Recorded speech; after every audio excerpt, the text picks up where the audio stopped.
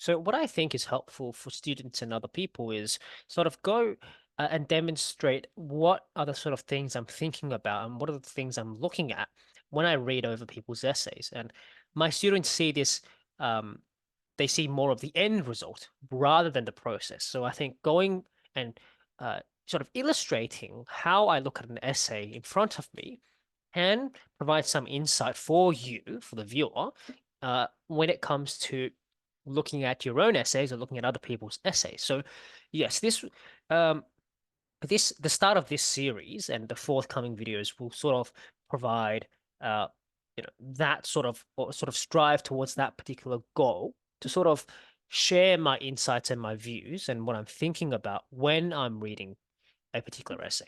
So here I have a task A that I've um, prepared, and we're just going to have a look at firstly the prompts. I'm not going to spend too much time on it. You can pause the video and have a look.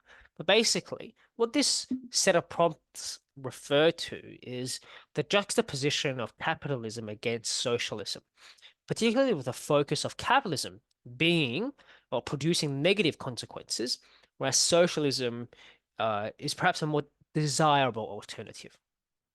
And so, with that theme, we can sort of anticipate that the essays could be, or more likely, uh, will be to do with, or be approaching the topic or approaching the response from an economics perspective. So, moving on. The introduction. In being permissive of private ownership of in being permissive of private ownership of already there's a bit of a problem. I think you could sort of having the of private ownership of property and capital. There could be you can say in being permissive of the private ownership of property and capital helps to read it more fluently. Society has enjoyed the benefits of a thriving, giving rise to various forms of innovation and development in various sectors. So this sentence acknowledges the benefits of capitalism, sure. Bit of a grammatical hiccup in the very first part, but nevertheless, sure. However, whilst capitalism has benefited large enterprises and corporations, it is the ordinary citizen that suffers from a range of. Okay, so here I can sort of see that the first sentence was sort of a concession, sort of acknowledging that capitalism has its benefits, but the main uh, approach or perspective of this essay is that capitalism uh, benefits large companies, but imposes negative consequences for citizens. And that makes sense, but what I do think is a little redundant is citizen of society. The of society is a little redundant. Range of deleterious effects. We could improve the specificity of the meaning by adding things like range of deleterious socioeconomic or political effects.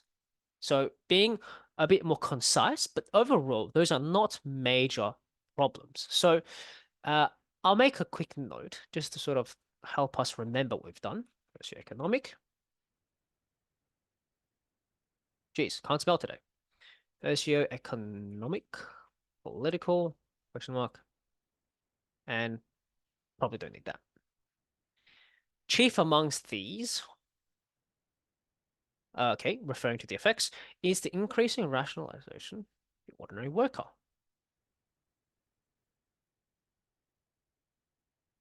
Okay. Becoming enslaved to an occupation with little creative freedom. So there's a lot being introduced here, and my thought is it's a bit too much. Got three things: increased rationalization, and in that process becoming enslaved to an occupation with little creative freedom or independent thought. And that's already quite a lot. Uh, so one, rationalization, two, enslavement, three, contributing to growing wealth inequalities. That's a lot. And what I'm thinking is might be better to split that up into two sentences or keep some of the parts to the body paragraph when this point is being discussed, potentially about the part about growing wealth inequalities. So there's a bit too much going on here. And chief amongst these is a little strange. You could replace that with perhaps most prominently, might be a better alternative. Similarly, capitalist forces. what does this actually mean, right? What does capitalist forces mean? Capitalism is a economic system, and an economic system includes many things, right? The market itself, the corporations, the people, the workers, and regulatory bodies as well. So, what exactly or who capitalist forces from who slash whom have inculcated um, consumers' behaviors into the populace? Grammar mistake here. Irrational desire for consumption. To profit from these, okay, that's fine. To profit from these desires, companies continually produce unnecessary and damaging waste, which are no detectable. All right. Okay, interesting way of phrasing, but that's ultimately fine. So overall, the introduction is it's clear in terms of the position and the stance. Some of the ideas could be a little bit more specific, specifically like the capitalist forces. The effects could be a little bit more specific. But overall, we're seeing three key points here, and I'm going to summarize that for you. Okay. Uh, Number one, rationalization of workers' enslavement to work. Number two, uh, imposition of consumerism uh, onto the population,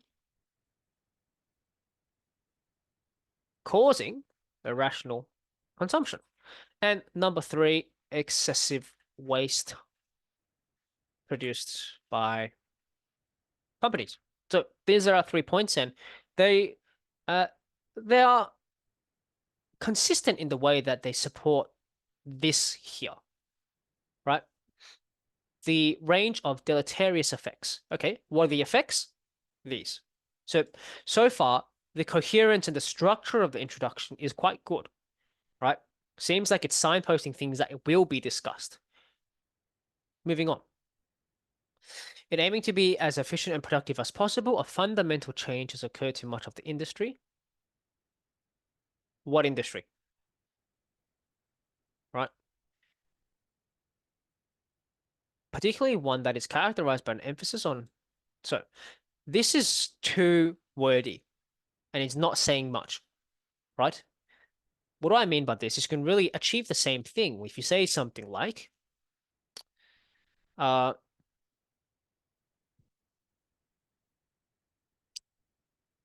the an overwhelming emphasis on efficiency and effectiveness has overtaken um, as the priority within all industries. Yeah, there.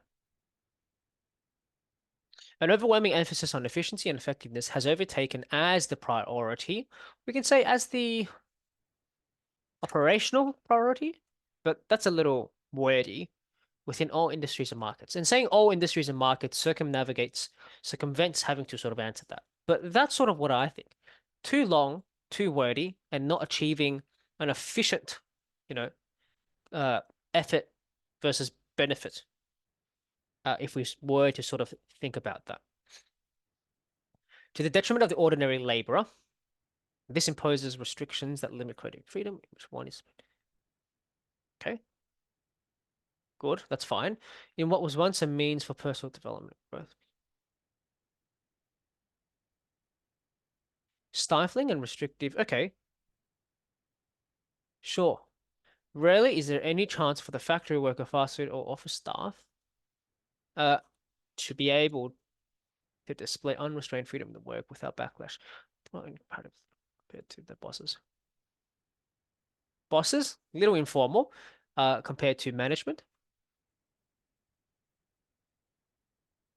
So this is the example here, and what I particularly like about this is that it's not one example, but instead it's saying it's giving three items: factory workers, fast food employees, or office staff, and that shows that this particular point, this particular situation or argument is applicable and transferable across different situations, meaning it's widely applicable. And doing this is, I think, is a quite a good idea. This, when coupled with multiple jobs or extended work periods, contributes to overall dehumanizing.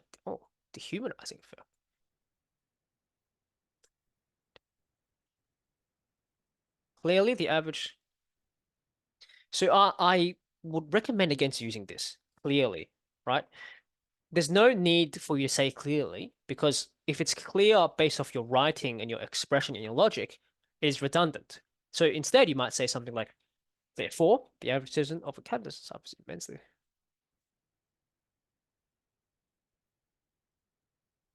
Okay, yeah, sure. So overall, this is not a bad idea, but there is one main problem, and that is the question of is all forms of work in all kinds of industries, is there no inherent creativity at all? Or in other words, what industries actually, no.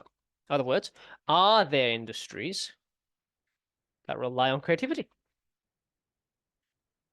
That's the question that I would pose to the student who wrote this. Okay. And the answer is yes. There are, of course, the creative industries themselves, which rely on creativity, and therefore all of this falls apart. But for the most part, the point stands for many of industries such as hospitality, right? Uh, hospitality, what other industries are there? Laborer, construction, um, things, those kinds of lines of work don't really provide as much creativity, unrestrained creativity. So that's why this is really important. As occurred to much of the what?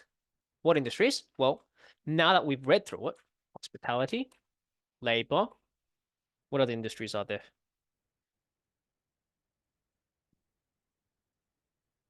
Hospitality, labor, manufacturing. And so there's a lot of industries, right? You've got mining, transportation, education, finance and insurance, health, telecommunications, and food services. So many to pick from. And so this paragraph would have benefited if it had restricted the argument with qualifying sentences, such as, like I've said here, pointing out what industries. That would have benefited the paragraph a lot more because we're able to consider or think up of an exception to the case. And since this paragraph did not acknowledge the exception to the case, it falls apart in that regard.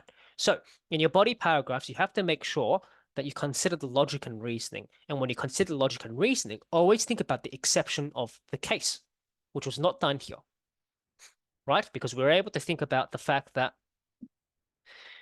there are industries that don't impose restrictions, right? But this paragraph has taken the fact that it is all industries, or has not even acknowledged those industries which can permit for creativity and freedom. So that is my main critique of this paragraph here. As for the consumer, capitalist forces, once again, what? From what? Who? Whom?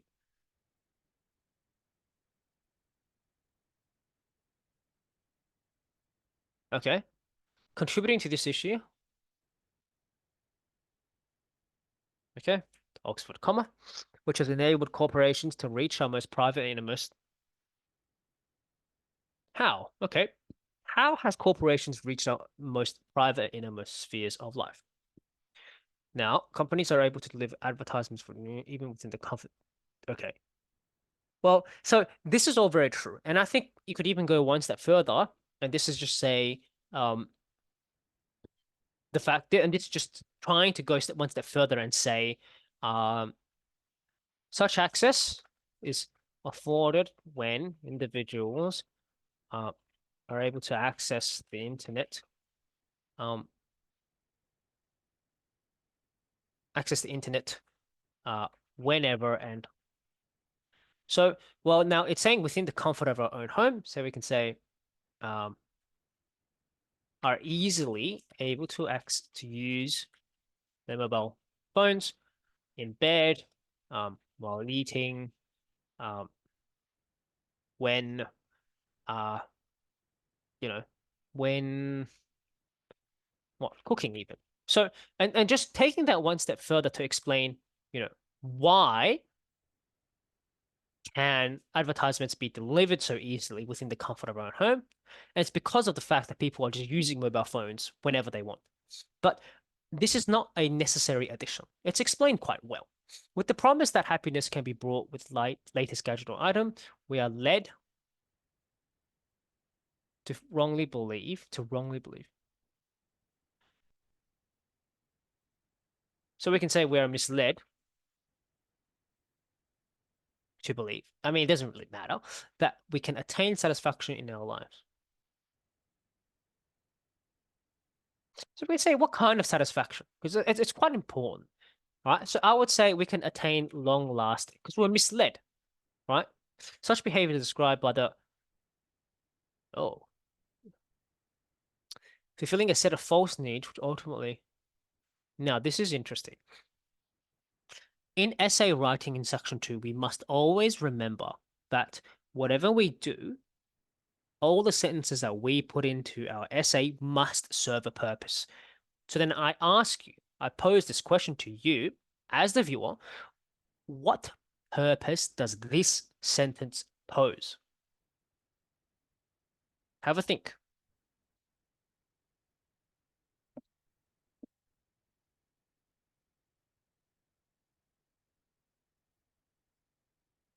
So the author, and this is what I have discussed in another video, is when you look at an essay, look at the content, look at the meta content. So look at the ideas, what's being put forward, but also look at the intentions of the author. Why has the author put this in? And it's just saying that here, it seems like it's just saying there is what the author has, what the writer has said is that all of this matches what this philosopher has saying as fulfilling a set of false needs which uh, invoke little gratification and contentment. Paradox of Now that is interesting. So the paradox of capitalism, where rationalization of the economic system has produced irrational behaviors within the general populace. So this is interesting. I like this last sentence, but this is unnecessary. It is wholly unnecessary because if I was an assessor, why am I interested in what Mr. Herbert Marcuse has said? I'm more interested in what the candidate has said. So this sentence is completely unnecessary. And rather than saying this, what this author could have done instead is to just talk about the idea without name dropping. You don't need to drop that name. It doesn't do anything for you. And instead, if you just talked about how such behaviors are, uh, you know, such behaviors emerge as a way to fulfill false needs, in the way that it is ultimately unfulfillable and vacuous, then that's fine. That's completely fine. No need to absolutely talk about, uh, you know, what philosopher said what, who said what, because it's not important. Not interested in hearing about what he said. More interested about what the candidate can offer in terms of their ideas. But this is good. A good link to the previous paragraph, sorry. This rationalization has clearly taken hold of, once again, I prefer not to use the word clearly, because if it was clear, you wouldn't have to say it. The clarity comes from your writing, not by saying it so. Taken hold of business and corporations who appear to have forfeited any remnants of morality. Okay.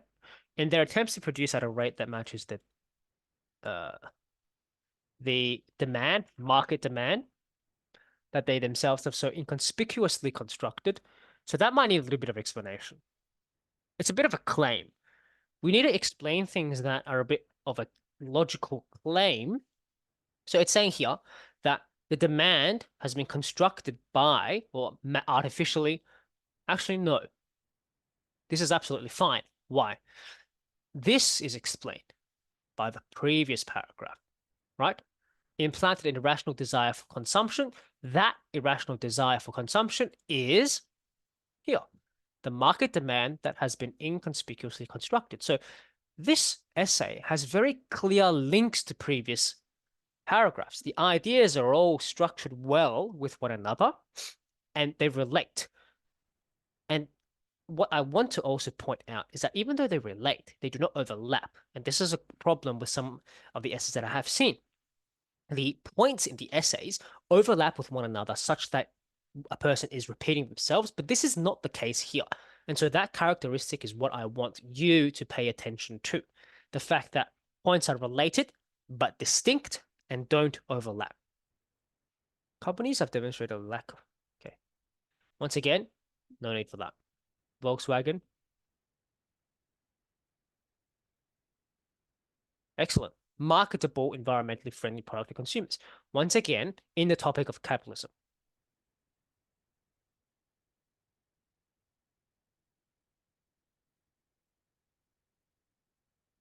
It is now an exceedingly rare sight to observe a company acting and behaving with principle owing to their precious cover. So, this is quite a good paragraph in that it integrates the points from body paragraph 1 and body paragraph 2 together. So, I think it's quite a good third paragraph. The example is good, and what could also help this paragraph is maybe another example, just for the fact that it's quite a well-known situation that happened in real life. Then it wouldn't hurt to provide another one. It would be very easy. Off the top of my head, talk about Coca-Cola, plastic bottles, and the fact that these companies, right, invent things like carbon footprint to place the responsibility and shift the responsibility onto the consumers. That perhaps would be a much more prominent example, but not necessary. This paragraph is, I'm happy with this paragraph. It's quite good. Whilst capitalism has encouraged growth and competition through. Okay, so pay attention to what I want to point out is that this mirrors the contention that here deleterious effects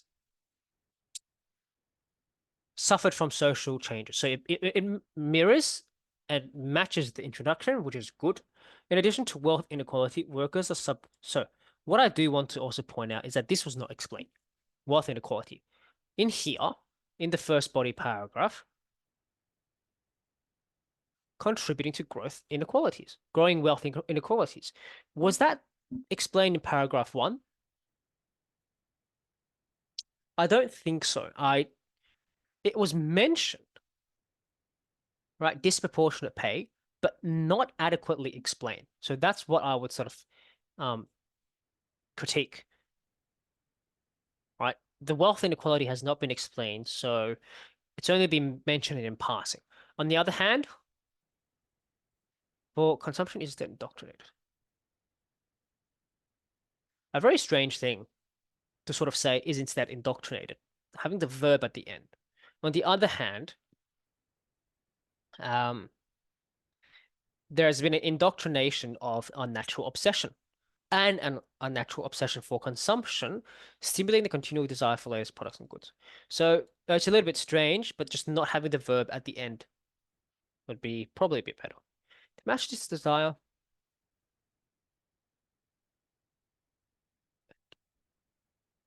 ecological systems. Fair enough, okay?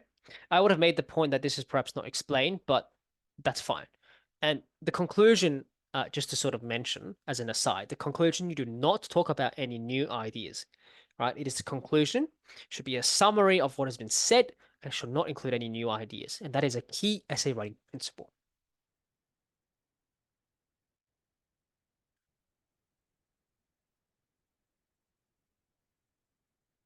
Okay, so the conclusion, what I look for in a conclusion is whether or not it accurately summarizes and captures what has been said here in all of the body paragraphs, as well as whether or not it reflects the introduction. And from what I can see, it does. It absolutely does. So the conclusion, by all means, based on that assessment criteria, structurally is sound. Ideologically, in terms of content, it accurately summarizes save for the fact that it did not talk about wealth inequality in the essay. But overall, I think this is quite an essay of quite a high standard. The structure is consistent throughout the essay. It talks about what has been signposted, albeit just without the wealth inequality part, which I won't mention anymore.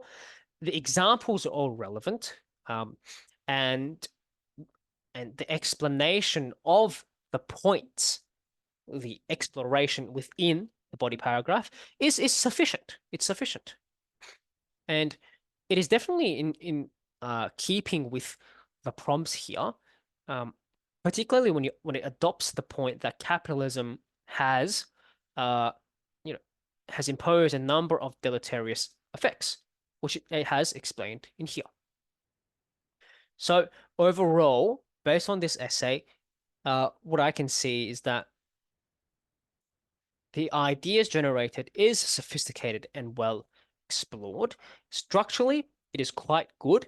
The language could have, there is some areas for improvement of the language, but otherwise, vocabulary, expression is also of a high standard. Okay.